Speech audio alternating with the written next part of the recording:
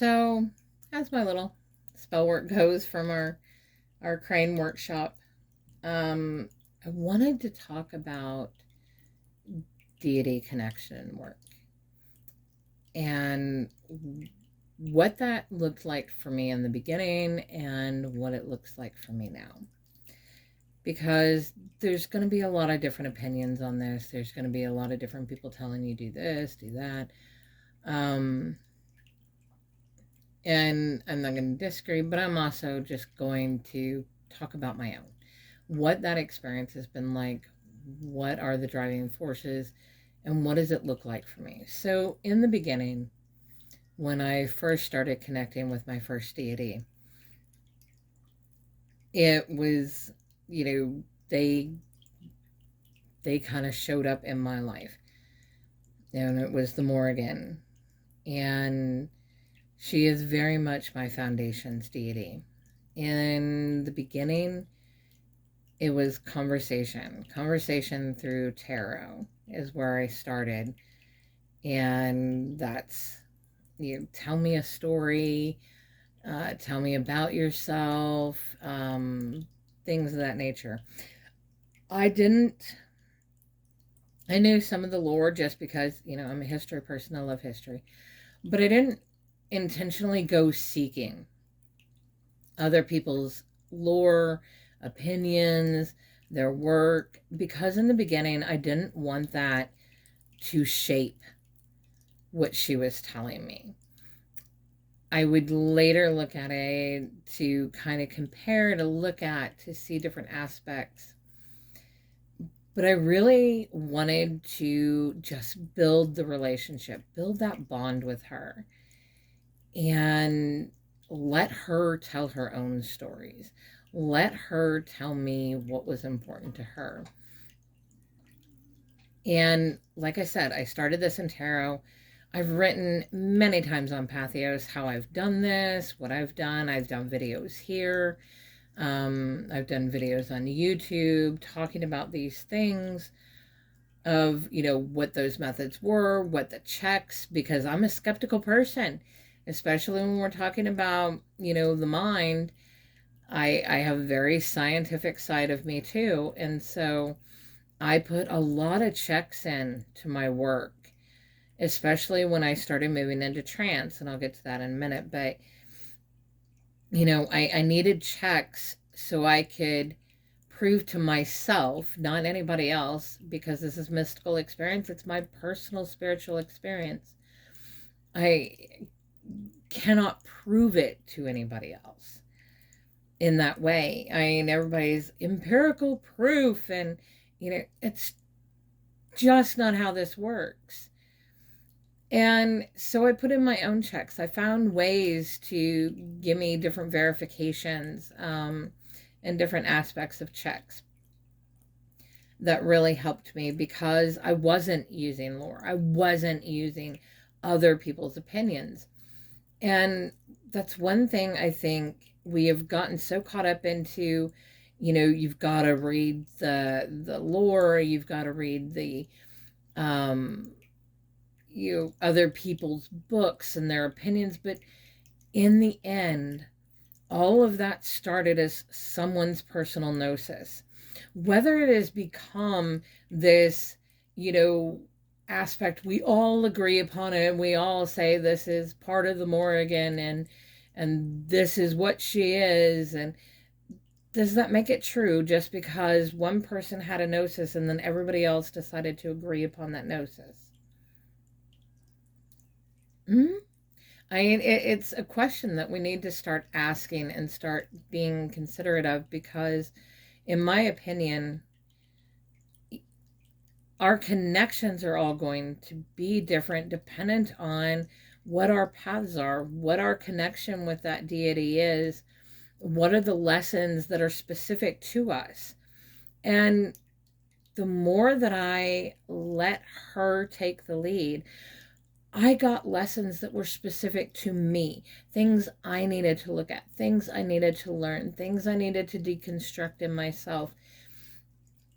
All the things that I have I teach and that it's helped so many other people. And I get all these people coming back and saying how much this has changed their life or whatever, their practice. It's not my work, it's hers. When it comes to foundational stuff, all of these aspects of foundation, how I do shadow work, the way I look at it, the way that I do, the way that I work shadow work, that's not me, that's her. She taught me how to do these things. And I just take it and teach other people and let them experiment with it and try and figure out what's the right way for them. Deities, we're not cookie cutter people. We're all different. We all have different aspects to us. We all have different histories. We are in different cultural spaces, different societal spaces. We have our individual struggles. We're not all the same. So if we're approaching deities the way that Christians approach God, and that it's this universal and it works this way for everybody, and these are the universal lessons, then we're missing the depth of our own personal journey. Again, disagree with me, I don't care. This is how I feel, this is my experience. So for me, working with each one of them in that way, allowing them to tell me their stories, allowing them to give me the lessons that are specific for me, it has been incredible in my practices. It has changed my entire life doing this way. And because it's specific to me, the things I need to be looking at, the things I need to be healing, the things I need to be changing, the things I need to be growing and creating. In the beginning, like I said, it started with a tarot conversation. And I wasn't even into tarot. I wasn't into tools or any of that other stuff. My primary work for decades prior to that was in energy. Energy and nature aspects and connection, energetic bonds, vibrations. But it wasn't in all this heavy tool usage and stuff. I didn't even have a tarot deck. But the moment she showed up and I was feeling that energy and that presence and that, that whisper, I was like, okay, and I just got this drive. Oh, I need a tarot deck. I didn't even know what I was going to do with it, but I got the tarot deck. I got the Dreams of Gaia deck, and I specifically got that one for two reasons. One, very element based, so it very fit with my naturistic and animistic perspectives. But it also was all self-driven. That deck is the best deck for shadow work, for self-improvement, self-growth, self-transformations, all these aspects, because it is very self-geared. When you get the deck, you'll see. I've done, I think, a video on the deck before, and I know I've done aspects on YouTube talking, or on Pathos, talking about the deck specifically and some of the differences and why it is so self-geared and why it is so great for your own self-growth. But I started there. And I didn't start with, a bunch of other people's spreads and stuff.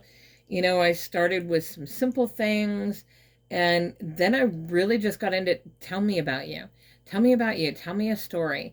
And then drawing some cards until I felt I was done and flipping them over and watching the story unfold. There became a point, though, and it came very quickly, because again, sciencey skeptical mind here. I wanted more. I wanted real conversation. I wanted back and forth. I wanted to be able to hear. I wanted to be able to get clear answers and clear direction. And so I started the mala and doing the mala technique. Again, I've written about this. I've talked about this. It's part of my Spirit Walker course, teaching people how to do the mala technique. And basically what it is a tool.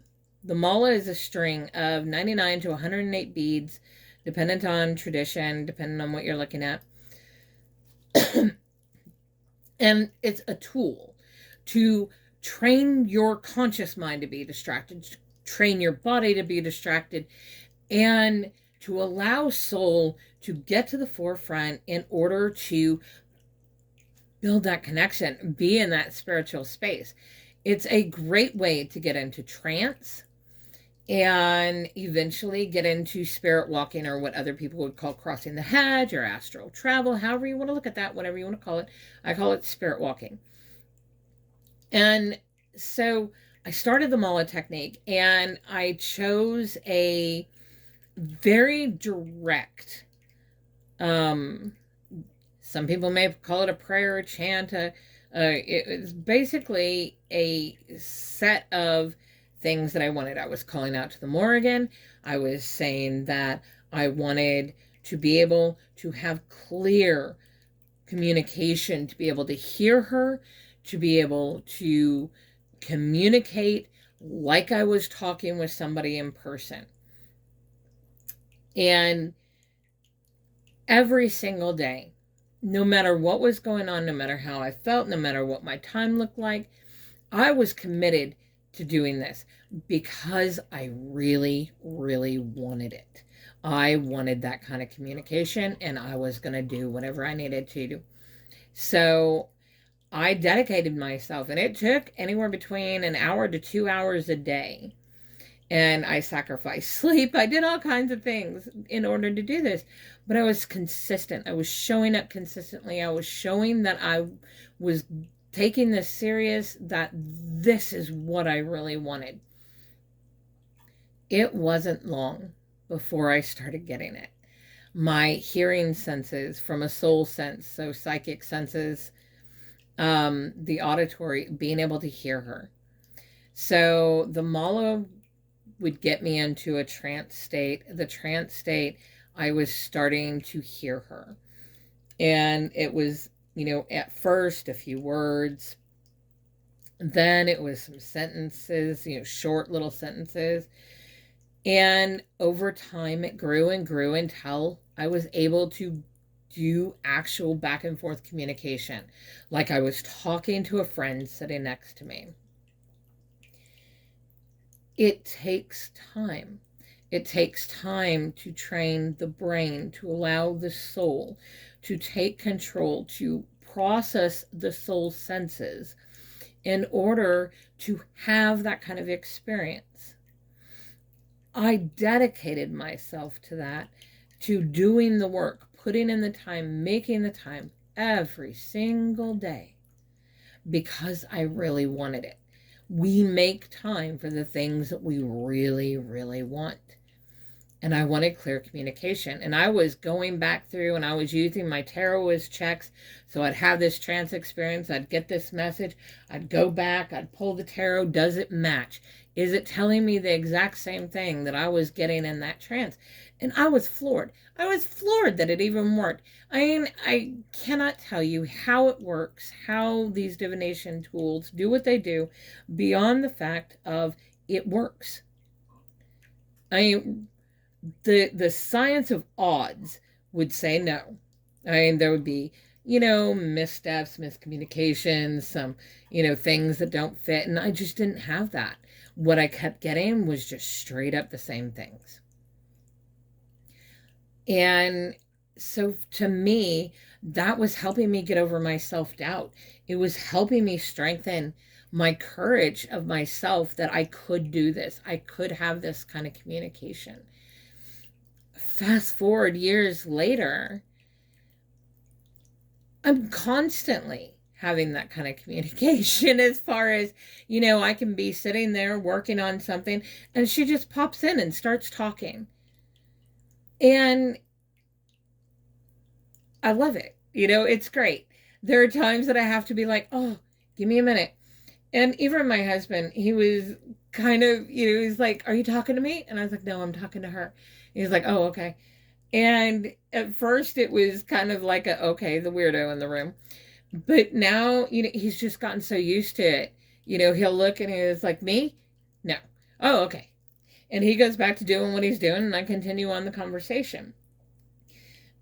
That's another thing. I talk out loud. I don't do these things in my head. When I did the mala, I did not do it in my head. When I stated my questions that I was asking out of tarot, I did not do it in my head. I used my voice.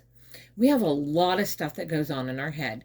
We have a lot of little free flow thoughts that, are just random stuff. And, there's a lot of noise in there. And why would I automatically assume that they're listening to all the little noise in my head to pick out something specific? I just, whether they are or aren't, it doesn't really matter. It seems kind of silly for me. And so I talk out loud. When I talk to my deities, when I talk to ancestors, when I talk to spirits, I'm talking out loud. I'm using my voice. I'm allowing that vibration to help move the energy.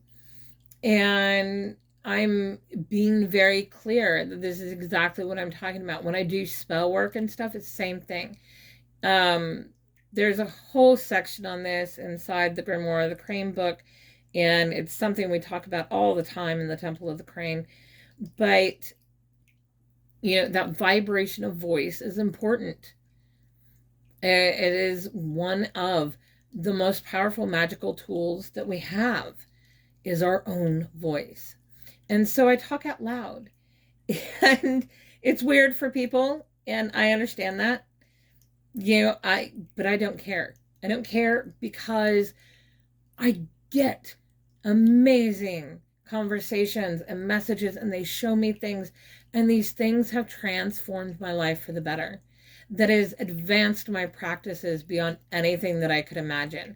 I cannot imagine my life without deity, in all honesty, for the simple fact that I spent, 20, 25 years prior to connecting with the deity, just kind of, doing the animistic thing, the energy thing, the work, learning from books and lots of study in history, anthropology, different cultures, movement of people, blending of cultures, all of this. But in the end, it was slow. It was slow growth. It was slow movement comparatively. I opened the door to deity, and my personal growth exponentially just exploded. And I have been teaching people and helping them with their connections and teaching them these kinds of techniques, and the techniques that I share in courses in temple, in books, and it works. And they experience it the same way, people that have been doing this for years or decades, and, connect with deity for the first time, and the growth, it's like busting open a door and being invited into a completely different world. And it's like that. And the growth is like that. It's so fast. So it's about showing up every day. It's about showing up and keeping the commitments you say you're going to keep, and putting in the work. You've got to put in the work. If you're not putting in the work, then you're not showing that you're dedicated. And this is beginning, and we're talking about in the beginning, because you're new, they're new, the bond's new.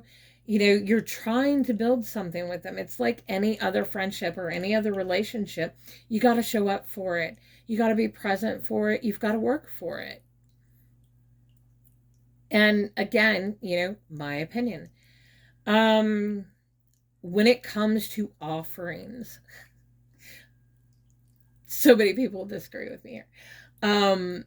Offerings, when I have thought about giving my deities offerings, give them a cup of water, sharing some tea, or, getting some flowers, things like that, my deity roll their eyes at that shit. For me, they don't want things. Things aren't giving them anything. The two biggest things that actually give them something, one, my time and focus. That's feeding them energy. That's feeding that bond between us energy, which is feeding them energy. That is what they want. They want time and focus. Secondly, do my work. They're giving me lessons. They're teaching me skills. They're teaching me how to do certain things. And the exchange is to do it, to live it and do it. Do the work, do my transformations, do my deconstructions, do my creations, do the work. Those are the two biggest things, because if they're giving me this stuff and all I'm doing is just kind of, yeah, that's cool and all that, it was fun for a minute, but I'm not going to keep doing that. It's boring, or, it's hard or whatever. No, I don't get that option. Those are the two main things from a exchange, person to person, me and them kind of exchange bond. Time and energy, so time and focus, and do my work. Don't just sit on what they give me, actually put it into practice, experiment with it, find my way, do the work they put in front of me. The last thing is a community thing. And this is, again, part of our exchange, but it's more of my community side of work, not my personal growth, but my community. And that's to share. Just like I'm doing today, just like I do all the time, just like I do in everything that I do, I'm sharing my practice. I'm sharing the lessons I've gone through. I'm sharing the tools that I have found to be super effective and that continue to be effective for other people. That, I show the experiments that I do, and I show what I'm currently in and what I'm grappling with at the moment. I am sharing my journey. And in that, I am sharing the things that they have shown me, the lessons they have taught me, the skills and tools, and it's just amazing stuff. For me, it's amazing. Some people it's going to work for, some people it isn't. Some people, and it shouldn't be like a step-by-step, do it my way. Don't.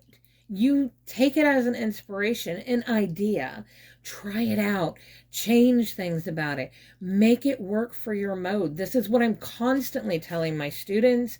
It's what I tell the temple people. It's what I tell friends. This is how I do this. This is how I work this. But you've got to experiment with it. You've got to figure out if it even works for you. And maybe there's parts of it that are going to work, but there are others you've got to change things up. You've got to experiment. You've got to make it your own. You've got to find what gives real results. At the end of the day, I'm a results-based person. If I'm not getting real results, then it's not worth my time. I don't want to be just sitting there spinning and not getting real results. That's the whole point of doing this, is for change, for movement, transformation, results, outcomes. And so I'm constantly saying, this is not an instruction guide. This is not a how-to step-by-step guide. This is how I do it. This is the mechanics behind it.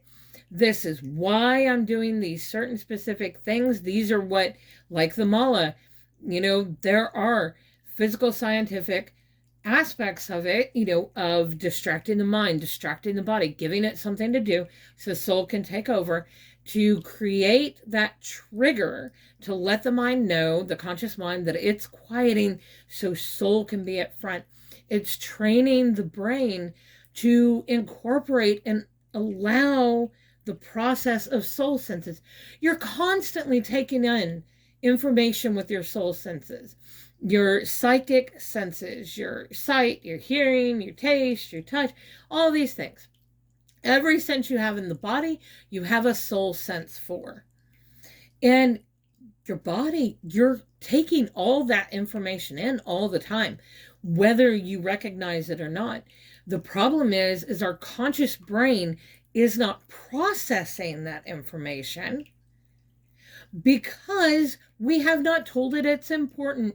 We have not trained the brain that this information is just as important as the physical information I'm getting.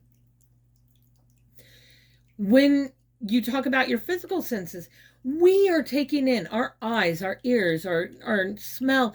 Everything is taking in so much more information than we're processing in our brain. We only process a fraction of the information our senses are picking up on. And the brain only processes what we have trained it is important to process. These things matter. So this is what it focuses on, and this is what we have created our brain to focus on and to process. The mala is a trigger. Eventually you won't need it. Eventually it'll go away. You could still use it for all kinds of other things. I love using it for spell works and stuff. But you won't need it to get into trance. You won't need it to have those conversations. You do in the beginning because you've got to retrain yourself.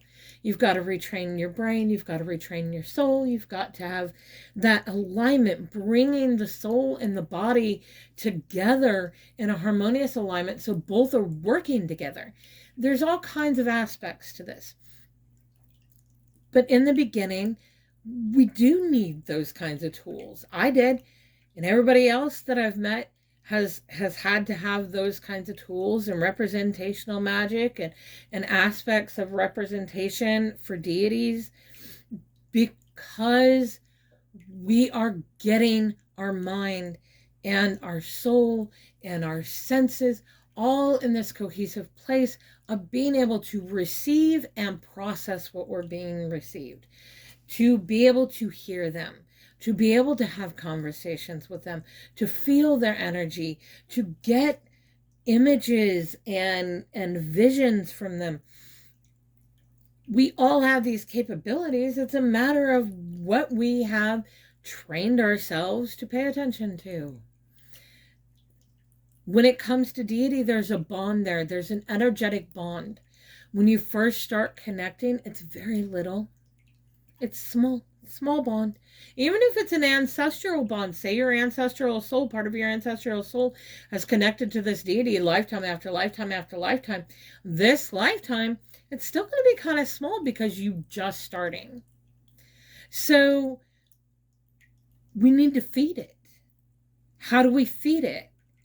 Giving it time and energy, giving it focus, giving, asking those questions, diving deeper into them, whether you take it from reading their lore and all this and taking it from a very scholarly perspective, or whether you're taking it from a very personal and folk kind of perspective of connecting directly to them and letting them tell their own stories, letting them tell whatever it is that they want to show you or teach you or, help you with. But we feed it with energy. We feed it with emotion. We feed it with that excitement and that drive to want to have that connection with them. These are all aspects of we're feeding energy to that bond between us. Visual representation, whether it's a picture, whether it's an item. So, this is Aramid. This is my representation of Aramid. I don't have a statue. I can't really find anything. And in all honesty, she's very planty, very earthy. So that really worked. I put in some herbs that were really, I felt with her and that I'm currently working with and connecting and working on. And so I put them all together in her jar, and that's her representation.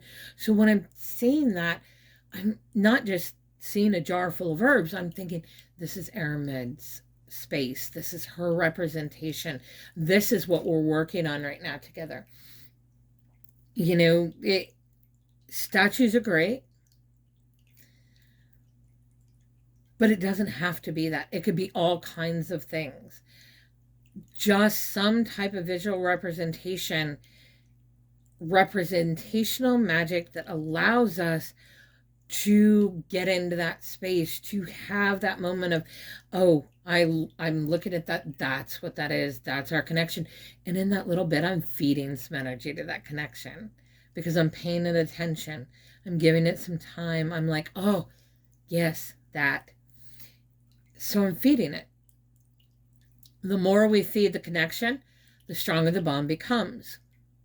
Now, the last thing I kind of want to talk about is, and it may not be the last, who knows, is the aspect of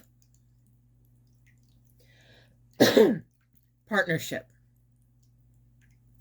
So we have a very Christian view and conditioning of what a relationship between a person and divine is.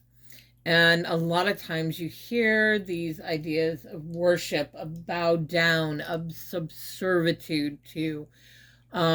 These are, in my perspective, very Christian kind of notions and ways to approach deities. For me, it's never been that. It's partnership. It's an exchange between me and them. She's giving me a lesson. I need to learn. I need to experiment with it. I need to use it. I need to find, what that is for me, what that looks like, what that experience is, how it applies to my practice, how it applies to my life. That's our exchange. She's giving me something. I'm giving her something by doing the work. Because as I'm doing the work, I'm thinking of that bond. That work is part of our bond. So I'm feeding back to her. It's not transactional of, you give me this and I'll give you that. That's not my exchange. I just don't have that kind of transactional. It is the exchange that we would see in, any other healthy relationship where it's working together. She gives a little, I give a little. I give, she gives. And it's a back and forth, and it's not from an obligation. It's not from a bargain. It's from a place of mutual love and respect. Do I think that they're above me? Oh, yes. They know more than me. They're connected more than me. They have their own power, their own agency, their own sovereignty. They have been around for a really long time in very specific areas, connected to very specific patterns and cycles and movements. And they're the ones teaching me.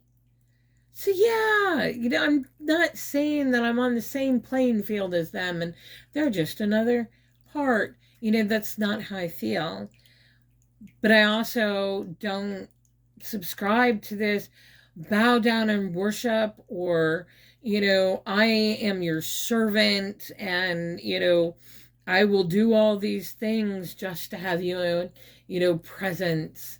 And it's just not that way.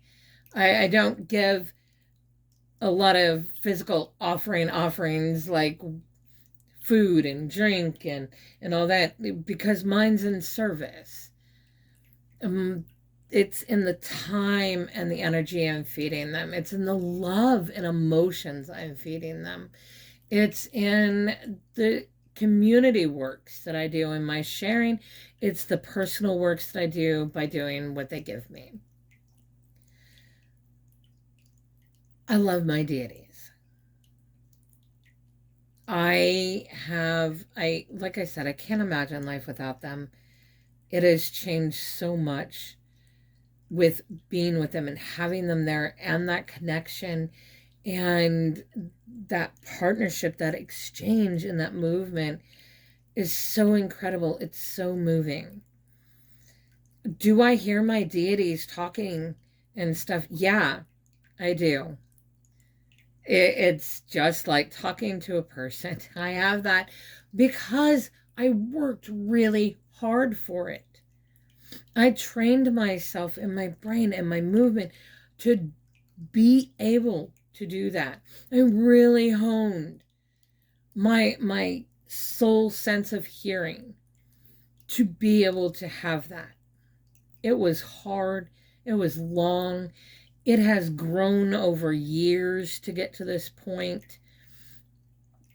But I have that. And I don't need to prove it to anybody. You know, I pass along messages all the time. The Morgan has woke me up. Well, not woke me up. I was trying to go to sleep and really was on the verge of it when she came in one time and was like, you need to go deliver this message to this person now. And to me, it was insane. I mean, the message sounded dumb. I didn't understand what was going on. I didn't make sense to me. And I was tired. I didn't want to do it. But she was insistent. It was part of my job. So I texted the person and I went to go lay back down, and the person texted me back and was just gushing that that's exactly what they needed to hear right now. They really needed this. They were at a really bad break point. And I was just in awe. I was like, what is going on? Because that was like one of the first times that she had done that. And again, for me, it was like a check. It was, okay, yeah, we're hearing clear and fine. This is great. And it's not like that with every deity that comes in. I have to build bond. You know, I hear people talk about, you know, they immediately have these things. You know, they do it once with one deity and they have it with everybody else. I hear mediums talk about, you know, how they walk into a space and they can hear everybody in there. I'm not that way. That's not my mode. I need a bond. And the stronger the bond becomes, the stronger that communication becomes. Do I hear them? Sure. But again, it's like what it started with her. It's a whisper, it's a word, it's a, you know, couple of words together. It's something light. It's something just touching on. I have to build bond before I really get that communication back and forth. I only have 3 that I have super clear, just friend to friend kind of conversation, talking to somebody that you're in the room with, you know, you and your friend sitting on the couch having a conversation kind of a thing. I have 3 that are like that. Other ones are getting there. They're getting higher. Some are just, you know, just at the, you know, feeling their energy and maybe some whisper. But that's about it. It takes time. And it takes effort. And it takes dedication. And it takes feeding that bond for me. Is it easier? Sure. Once I've learned, when the Morgan taught me how to do this, when she showed me how to do all this movement, it was so much easier when Hell came in. It was so much easier when Kari came in. It was so much, you know, all these, you know, the next ones that come in, I know how to do it. I've figured out the structure and the movement and the steps for me. And so it goes much faster. It goes very, very quickly. But still, it's taking time. Still, I'm having to work at it. It's effort. And it's feeding the bond. So, yeah. You will hear me say guides a lot. To me, that's deity. They're guides.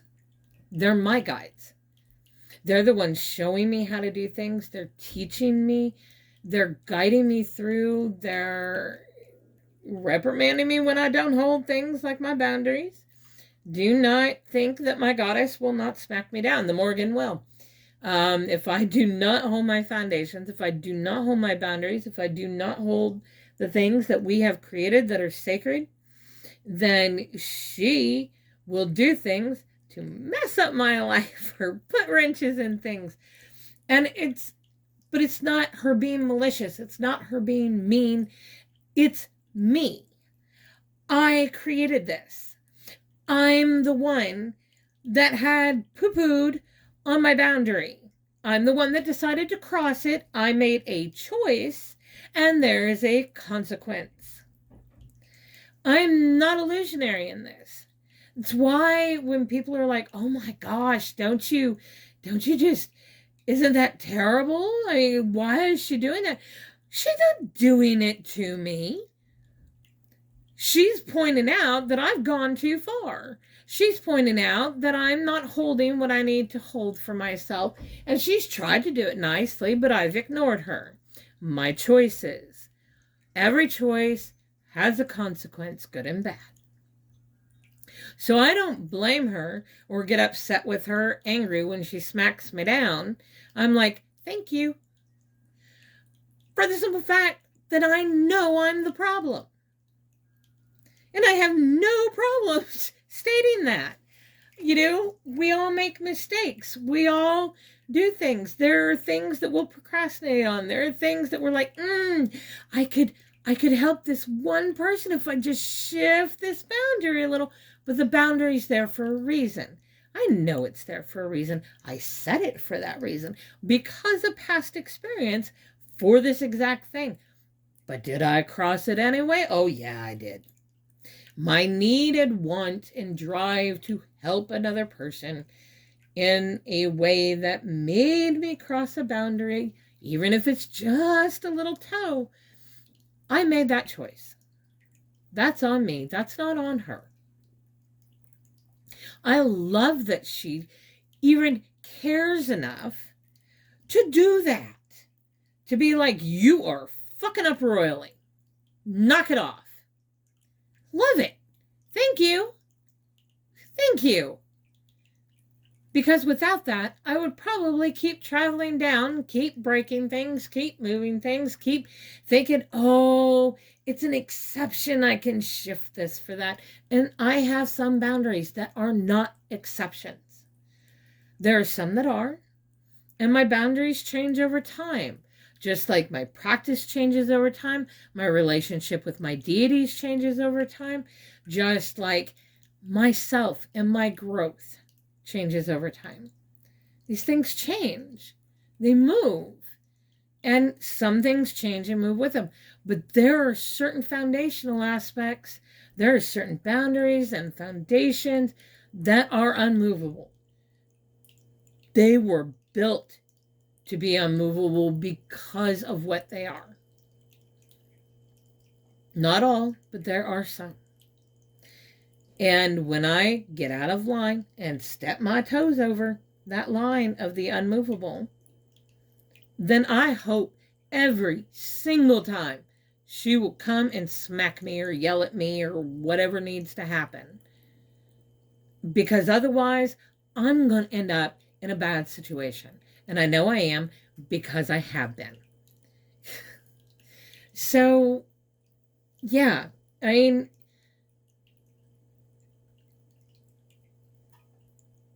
yeah. So I'm going to leave that there.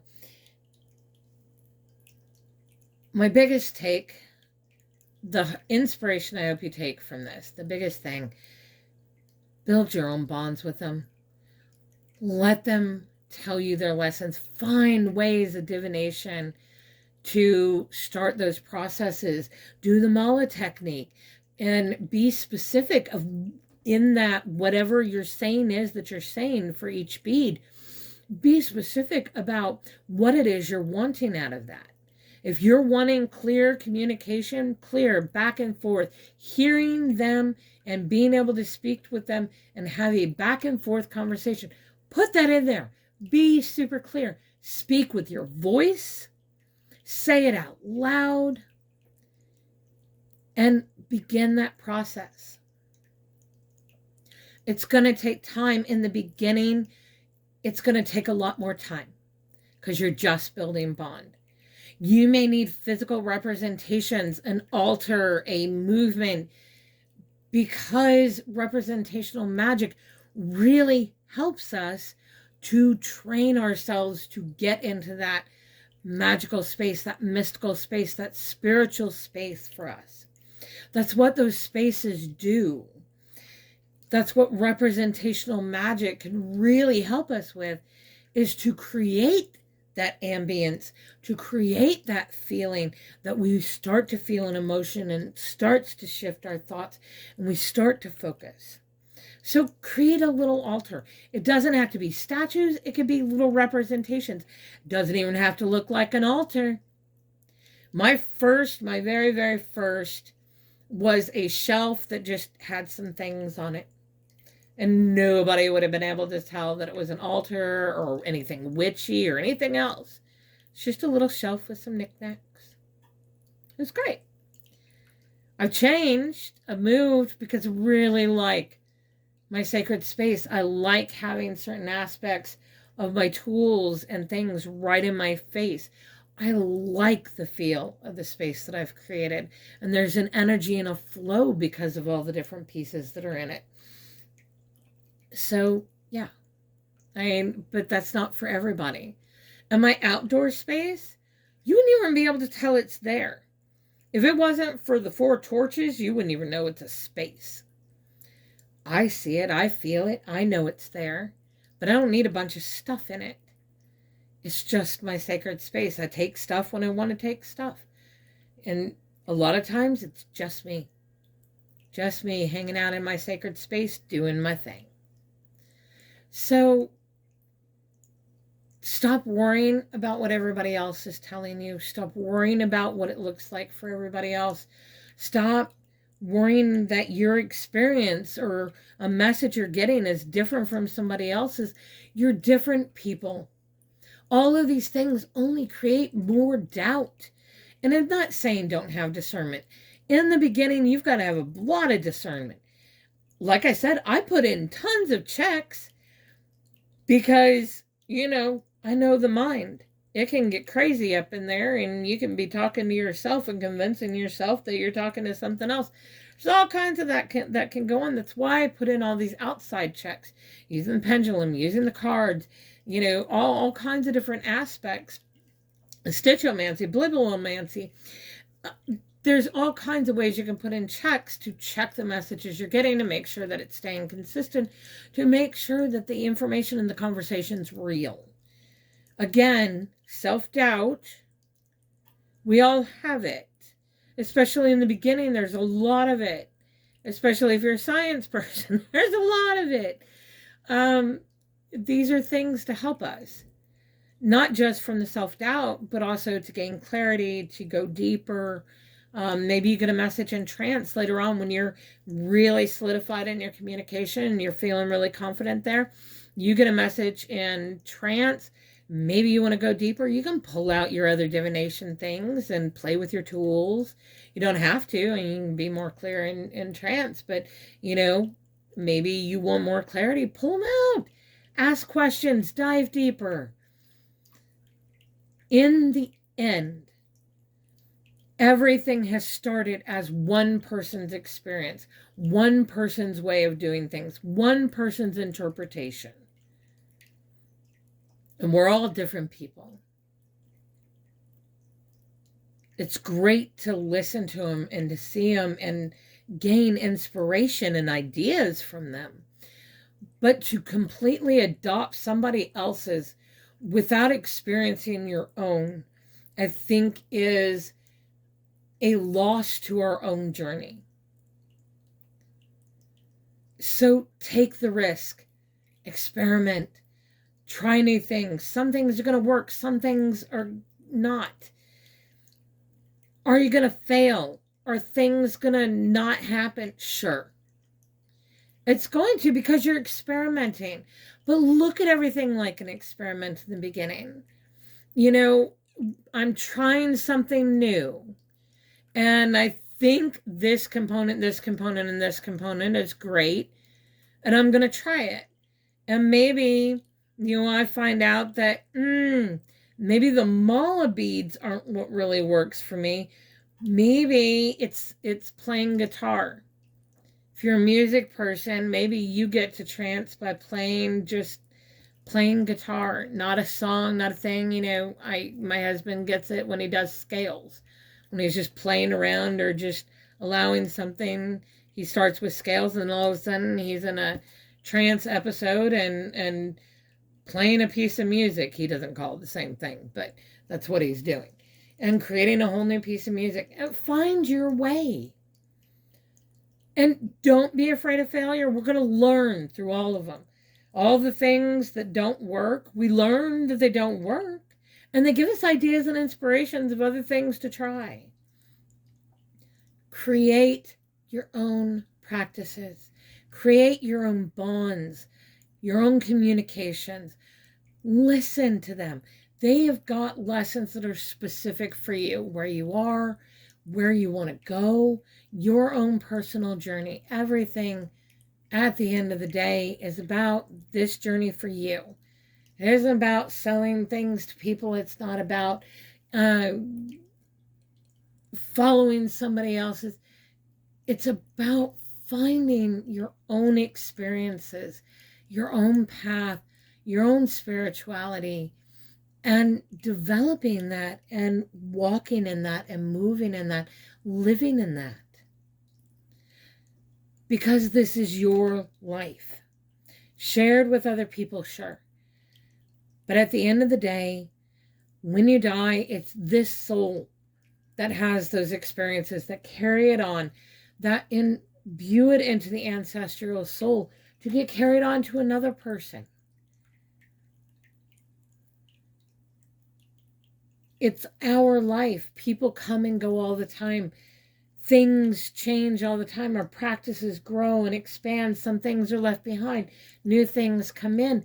Some things are blended. Some things are advanced. It's the flow of growth and transformation. Yeah. Have a great day.